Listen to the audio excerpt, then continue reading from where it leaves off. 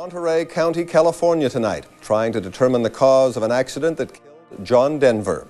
The country rock singer died after the experimental plane he was piloting crashed into the Pacific just after takeoff. John Denver's tragic plane crash left the world in shock, and for years, the mystery behind it remained unsolved.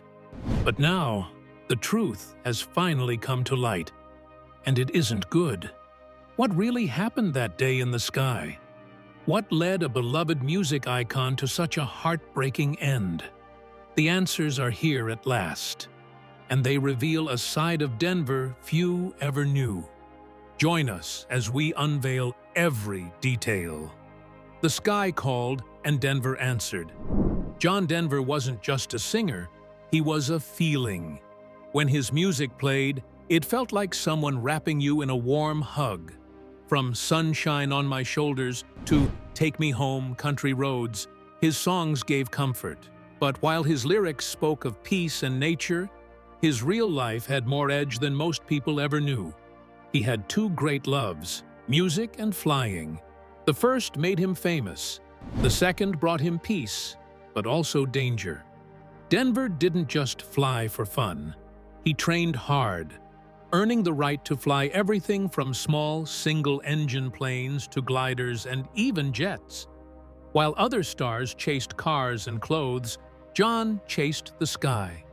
He logged thousands of hours in the air. It wasn't about showing off. It was about freedom. He once said that flying gave him the same joy he felt when he wrote music. The sky was his second home. Some stars unwind with parties. John preferred a cockpit and clear skies. His love for flying didn't stop at Earth's edge. Denver had a wild dream to sing in space. Not just dream it, but actually try. He passed NASA's mental and physical tests and was in the running to be the first non-astronaut on a shuttle mission. His plan? Write a song in zero gravity. But it wasn't meant to be. He was cut from the list. That decision may have broken his heart, but it saved his life. The shuttle was Challenger. It exploded shortly after takeoff in 1986. Everyone on board passed on. John had watched it from the ground. That close call was one thing that haunted his mind like forever. Still, he kept flying. Not once in a while, all the time. And not just safely either. John loved a little danger. He would sometimes cut the engine in mid-air, just to show he could glide the plane back down. Friends raised eyebrows. He smiled it off. He was in control, he said, always. Meanwhile, his music career slowed down. But he wasn't chasing the spotlight anymore. He had found a bigger purpose. John became one of the first famous singers to speak up about nature. He didn't just sing about trees and rivers. He fought to protect them. His song, Whose Garden Was This?, warned people about destroying the planet. Long before anyone used the word climate change, John Denver was trying to wake us up. But no matter how deep his love for the earth ran, his heart always faced upward. In late 1997, he found something new and risky. It was a small airplane called the Long EZ. It was sharp and unlike most other aircraft. It had been hand-built by someone in Texas, and it came with a weird twist. The fuel valve was behind the pilot's left shoulder. Most planes have the valve in front, easy to reach. This one, you had to turn your body, unclip your shoulder harness, and stretch to get to it. It was a bad design. But John didn't care. He saw the plane and fell in love with it. The seller promised it was in perfect shape. John believed him. On September 27, 1997, he bought the Long EZ for $56,000. He had plans, a new paint job, a new tail number with his initials, N555JD, and lots of trips in the air. But first, he just wanted to fly it. Just days later, he played his last concert in Corpus Christi, Texas, on October 5th. He looked happy. His voice was strong. No one could have guessed what was coming. Then came October 11th. John took the plane for a short flight with a flight instructor. They checked everything: landings, air control, and especially that tricky fuel valve. John mentioned it was hard to reach and said he planned to move it. The instructor gave him a thumbs up. Everything seemed okay. The next day, Sunday, October 12th, John was supposed to play golf with friends. They wanted him to stay for another round, but he was too excited. The plane had just been painted. He couldn't wait. Dressed in green pants, a colorful sweater, and cowboy boots, John arrived at the Monterey Peninsula Airport in California, ready to fly. The sky was clear. The wind was light. Perfect flying weather. He did his pre-flight checks like always, but one thing stood out. His fuel tanks weren't full. The right wing had less than half a tank. The left wing had even less, about 1/4. Still, John thought it was enough. It was just a quick flight. No big deal. At 5:12 p.m., he got clearance to fly. He told the tower he'd be doing 3 touch and go landings, quick touchdowns followed by fast takeoffs, a routine practice for experienced pilots. At 5:27 p.m., John asked to fly outside the airport's pattern and just cruise around. The tower agreed but asked him to confirm his radio code. "Do you have it now?" John replied. That was the last thing he ever said. 1 minute later, the plane vanished from the radar. What happened next was terrifying. Witnesses on the ground said they saw the plane flying steady at about 500 feet. Then suddenly, it tilted to the right and nose-dived straight into the ocean near Pacific Grove. Some people heard a pop or backfire from the engine just before it dropped. The plane was too low. There was no time to recover, no time to call for help. This was that moment that was going to change everything. By the time emergency crews reached the water, it had only been 3 minutes since the crash. But that short window didn't change the outcome. The Long EZ had hit the ocean nose first and broke apart on impact. Most of the wreckage was found in water just about 30 feet deep.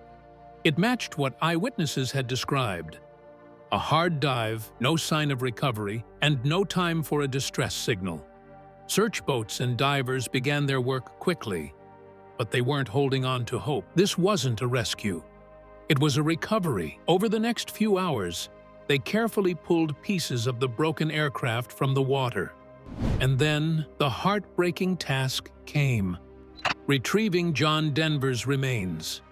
The coroner's report later confirmed what everyone already feared. John passed on instantly. His body showed multiple blunt force injuries. There was no sign he tried to brace for impact. That made one thing clear: whatever happened in those final seconds, it was fast, too fast for anyone, even an experienced pilot like John, to respond. The news of his passing hit like a shockwave. Fans, friends, and fellow artists couldn't believe it. For many, John Denver wasn't just a singer. He was a voice of peace in a loud and angry world. He sang about nature, love, and the beauty of life. And now, he is gone in the most sudden and tragic way. But while the public grieved, investigators got to work. The National Transportation Safety Board, or NTSB, launched a full-scale investigation. They weren't just looking for what caused the crash. They wanted to know why it happened. And slowly, the pieces started coming together, and the truth wasn't pretty. A search that changed everything. First, they looked at the aircraft. The Long EZ was not a common plane.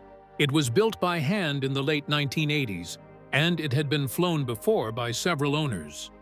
On paper, it was in good shape, but one major red flag stood out: the fuel selector valve. To switch tanks, a pilot would have to let go of the right-hand control stick, loosen the safety belt, twist around, and blindly feel for the valve.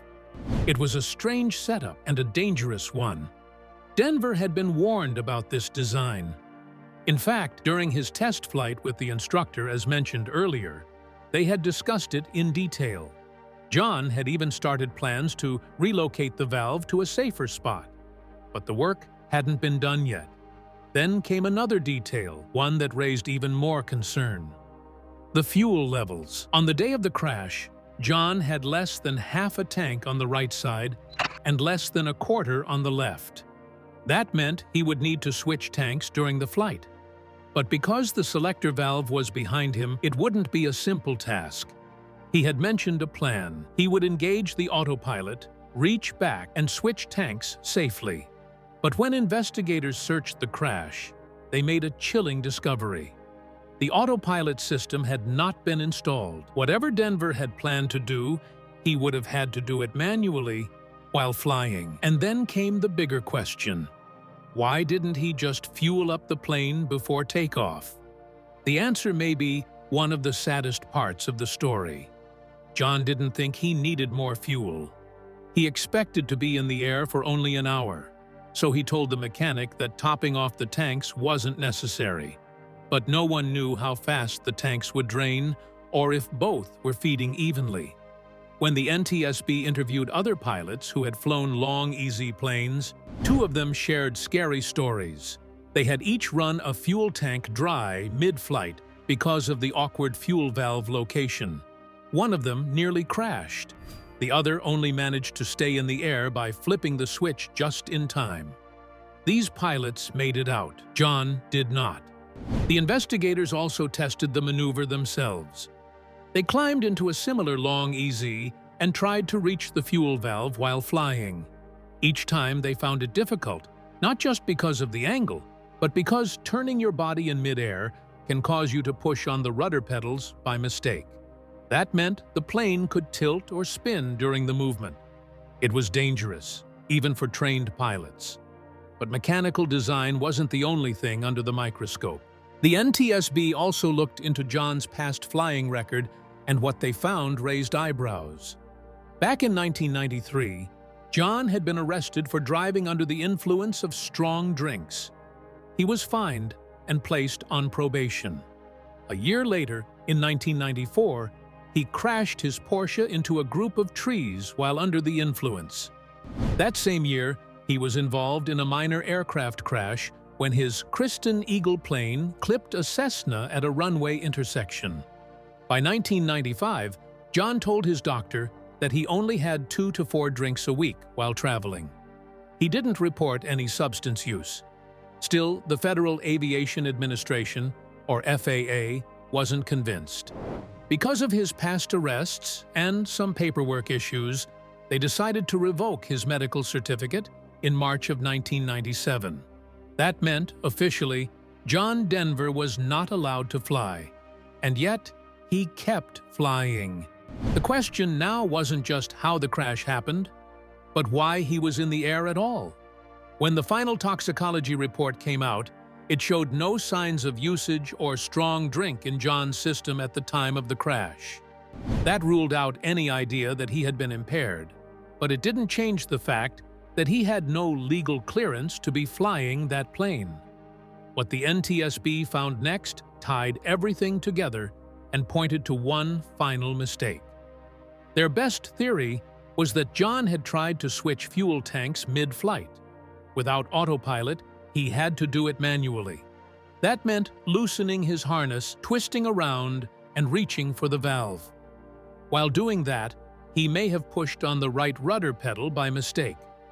That, combined with the distraction of reaching back, caused the plane to tilt and dive. It wasn't a dramatic failure. It wasn't bad weather. It wasn't influence. It was a split-second mistake. One made by a man who had flown thousands of hours, written hundreds of songs, and lived a life full of beauty only to be brought down by one small detail no one could fix in time. The story of John Denver's final flight didn't end with a crash. It opened up a trail of unanswered questions, the kind that wouldn't just disappear with time. For fans, it was heartbreaking. For those who knew him personally, it left a bitter taste that never really faded. while for investigators, it was tricky. Let's dig deeper into some details the crash couldn't hide. What the crash couldn't hide. When the news broke that Denver had passed on while flying a plane he wasn't medically cleared to operate, the world was left in shock. Not just because of the crash, but because no one really knew how deep his risk-taking had become. Everyone saw the kind man who loved nature, who sang about peace, and who inspired millions. But behind the scenes, there was another side, a man who loved to push limits, a man who at times pushed too far. His passing raised one huge question. Was it preventable? The more investigators dug, the clearer the picture became. It wasn't just one bad decision. It was a chain of small choices, each one easy to overlook, until it became fatal. Denver had taken off without a flight plan. He hadn't filled his fuel tanks.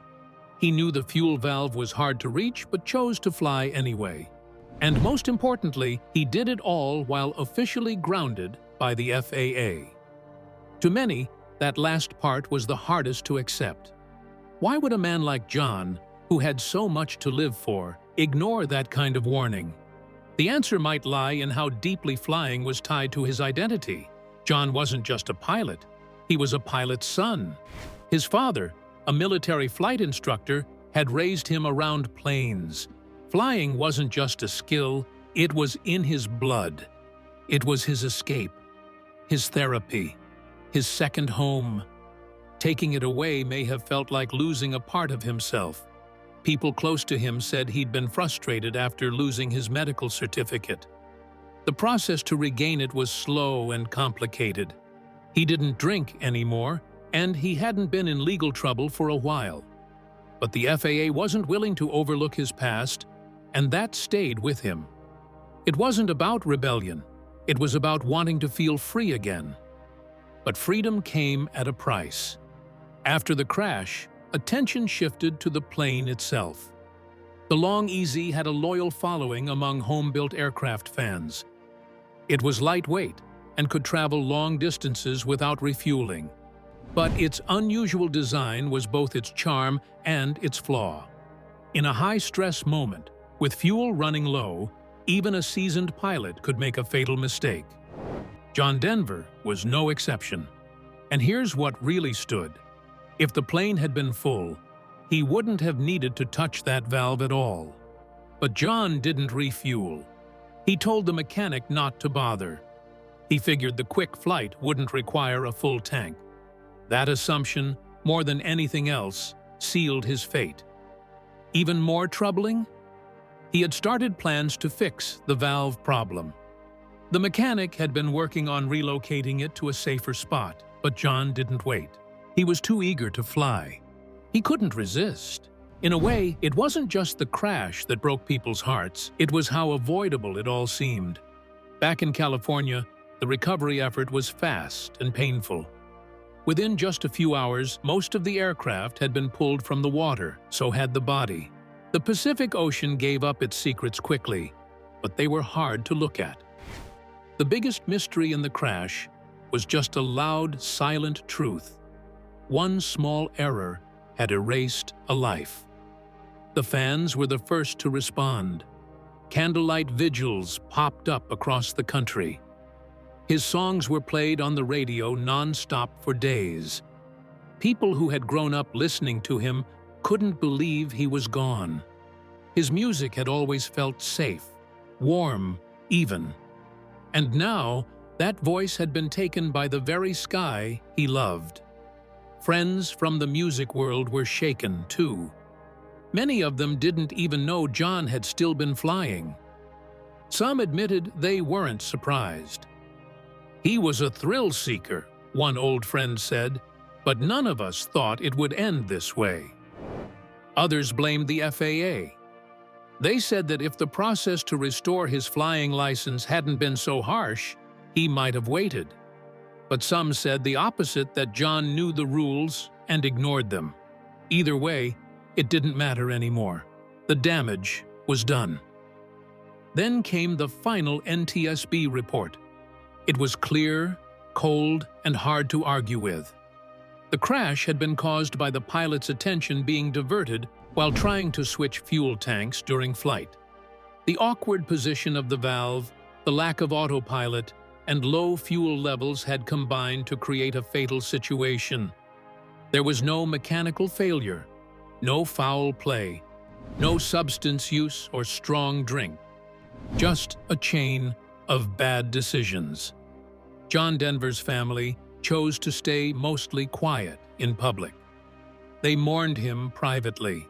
His children, Jesse Bell and Zachary, made only a few brief statements. They thanked fans, asked for privacy, and reminded people that John had lived his life with love and purpose. In the end, the crash didn't destroy his legacy, but it added a sad chapter to it. People who remembered his music now had another image in their minds, a man, alone in the sky, trying to do something simple and paying the ultimate price. While fans across the world remembered John Denver for his songs about peace, nature, and sunshine, those closest to him knew his life wasn't always that bright behind the scenes. He had a way of smiling for the cameras, of making things look easy. But deep down, there were struggles, quiet ones that followed him right to his end on that final flight. Shadows behind the spotlight. People loved him for the image he gave, the mountain-loving dreamer with a guitar in hand. But offstage, Denver battled pressure that came with fame, changes in the music world, and the strong feelings of being misunderstood. As the mystery of his passing was picked apart by investigators and news outlets, more personal truths began to emerge, truths that added more meaning to an already painful ending. By the mid-1980s, John Denver's music had started to fall out of favor with record companies. His clean-cut image didn't fit the louder, more rebellious direction that music had taken. While other stars were breaking rules to sell records, Denver was still singing about country roads and eagles in flight. Industry executives saw him as outdated. That rejection hit him hard. He tried to evolve. He reached out to newer producers. He even added more emotional weight to his lyrics, touching on environmental issues, world peace, and social responsibility. But still, the mainstream didn't come back around. His songs stopped topping charts. The invitations to major shows slowed. For someone whose voice had once filled arenas, the silence that followed felt deafening. This shift left a mark. John started to turn inward. He wrote more songs, but fewer were released.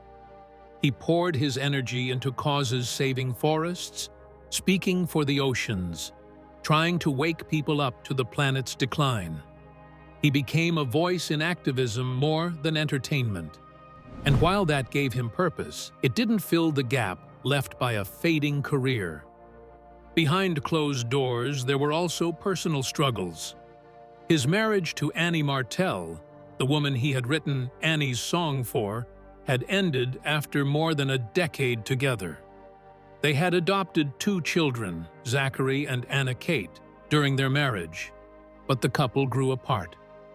The divorce was not just painful, it deeply affected him. To drive home the point that their assets were being split in the divorce, he cut their marital bed in half with a chainsaw. He had once called Annie his greatest love, and losing her took away the solid life he had built. In interviews years later, John admitted that fame had changed him. He became controlling, overly focused, and sometimes hard to be around. His need for perfection affected both his relationships and how he handled stress. Denver wed Australian actress Cassandra Delaney in 1988 after dating for 2 years. They lived in Aspen and had a daughter, Jessie Bell.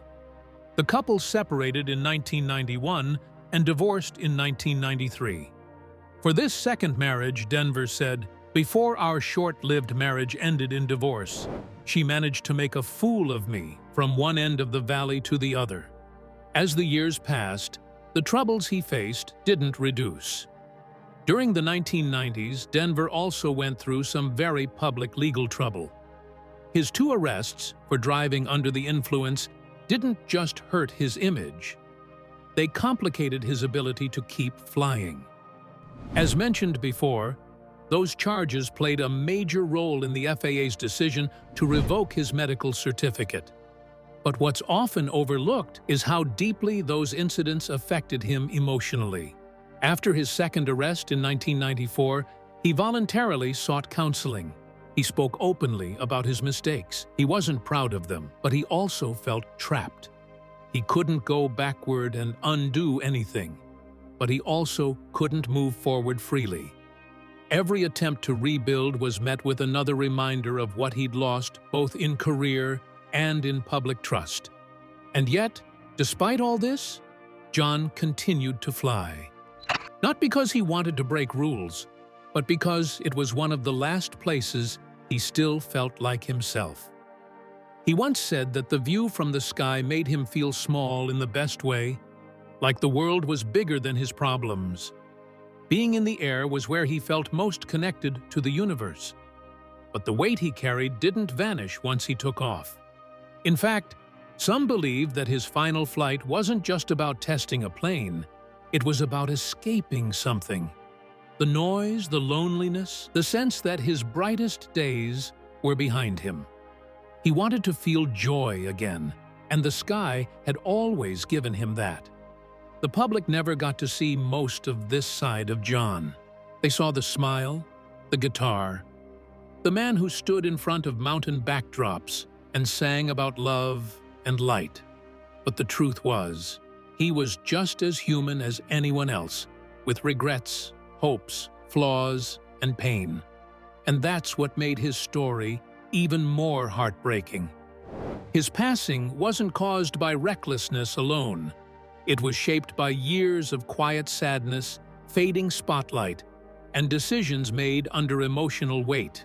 That's the part no safety report could measure.